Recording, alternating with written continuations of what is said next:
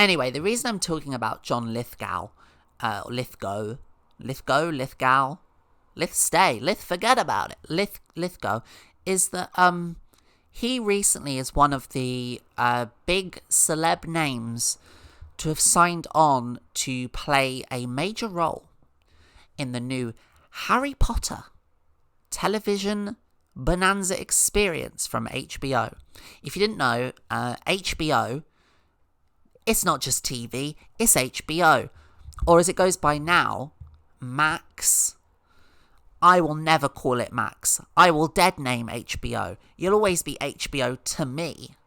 You know HBO, they gave us The Sopranos, 6 Feet Under, True Blood, loads of like really big, prestigious, The Wire, you know, the real big, prestigious event television, original works, you know, original, amazing, authored, auteur works.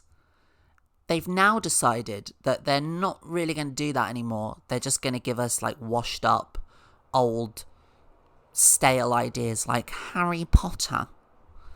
Oh yeah, we really need more Harry Potter. Oh yeah, we really need J.K. Rowling to line her pockets even more. Oh, you know that thing that we all as a society have a intimate knowledge of, even if we don't like it, Harry Potter. You know that story that we've already more than covered in numerous books and websites and spin-offs and theme parks and sticker books and toys and what tourist attractions. Like, oh, you know what? We need a TV series of it as well, because we need to squeeze absolutely every Dobby coin out that we can. We're making a TV series. And it's like, okay, listen, maybe I'm a bit biased because I don't like Harry Potter and I never really have liked Harry Potter. Maybe I'm just biased because I personally think, you know, my personal opinion is that J.K. Rowling is a demon. But I just don't think we need a Harry Potter TV series. And I know that Harry Potter fans are insane. I know that they are rabid and they want more and more and more of it. But if you are a Harry Potter fan and you're watching this, can you please just try to acknowledge that all those bits that were like left out of the films, they were probably left out of the films because they're boring and not interesting. Like, oh no, we didn't get to see on screen that bit when Harry pats Hermione on the shoulder and then they have a hug or whatever. Or, oh no, we didn't get to see the Glooble in his real full, you know, prosthetics. Oh no. So now we need Nick Frost to come in and play the Glooble. Shout out to any of my Glooble fans out there. He's you might not know the Glooble. He was in the 4th book, but they didn't really he had a really big part in the 4th book. He had this whole arc where he had sex with the king of the Dobbies. Yeah, so now we're going to get every innocuous detail committed to 10 years worth. That's what they've estimated, 10 years worth of Harry Potter TV series. Like, you really think your best role is going to be an old wizard from an overrated book series that has already been played really well by 2 other guys? I don't know, maybe John Lithgow will bring something to it. Maybe he'll really gay it up. Maybe he'll really take that part literally. Maybe we'll get to see the first wizard on wizard blowjob in the Harry Potter universe. Then I might actually consider seeing it. But you know, he was very critical of the criticisms towards him.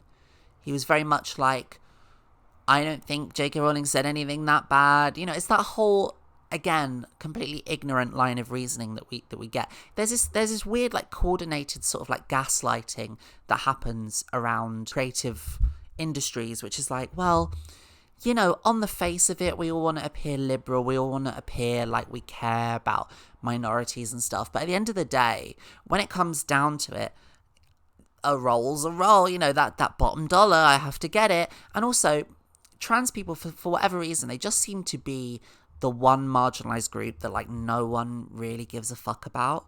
not no one, but like, let's be real, like, we are sort of considered like not that big of a deal. Because if J.K. Rowling was on a coordinated hate campaign against any other group, I don't think some of these famous people would be so quick to just jump on being in the Harry Potter TV series. Like there's obviously some sort of like cognitive disconnect. Like, I wish these people would stop pretending like they don't see what's happening, like they don't know about J.K. Rowling, or they don't know about her views, or they just think, oh, but you know, there's been nasty people on both sides. It's like, yeah, but are you not it's not both sides. This is another thing. I'm so tired of people talking about both sides. We need to stop viewing the world like that. It's just not accurate. People always like to say, oh, you know, it's J.K. Rowling versus the trans activists, and the trans activists are really mean on Twitter. It's like, what are you on about? J.K. Rowling is rich as hell.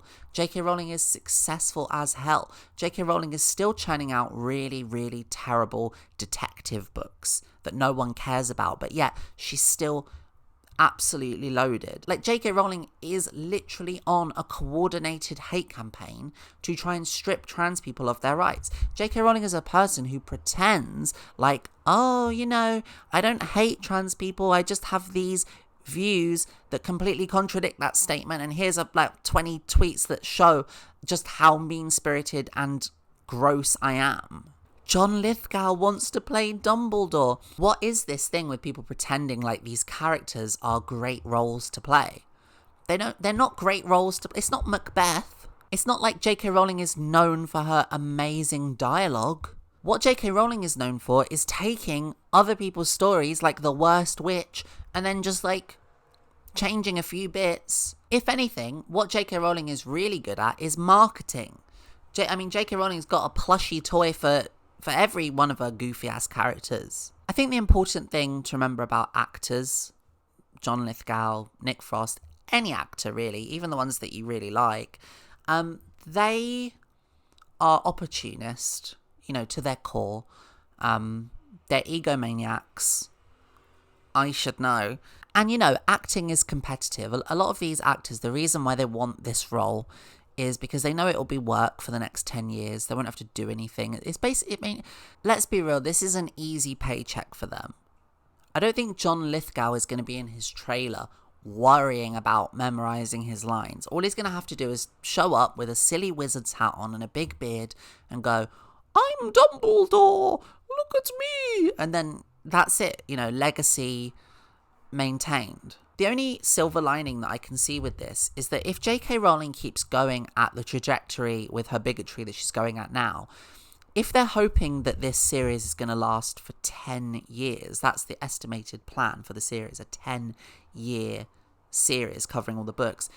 By the time that series is by the time we're at like the Deathly Hallows Part 1, I think J.K. Rowling's name will probably, hopefully, have to come off of it, because like I said, if she's going at that trajectory, she's going to be in the KKK by then. Like 100%. Like, she has to be. What's that saying that people say, like, you either live... Is it from Batman or something? People always say this saying. You either live long enough to... Oh, I remember. You either die the hero or you live long enough to become the villain. In this case, it's either you either die the Dumbledore or you live long enough to become the Grand Wizard of the KKK.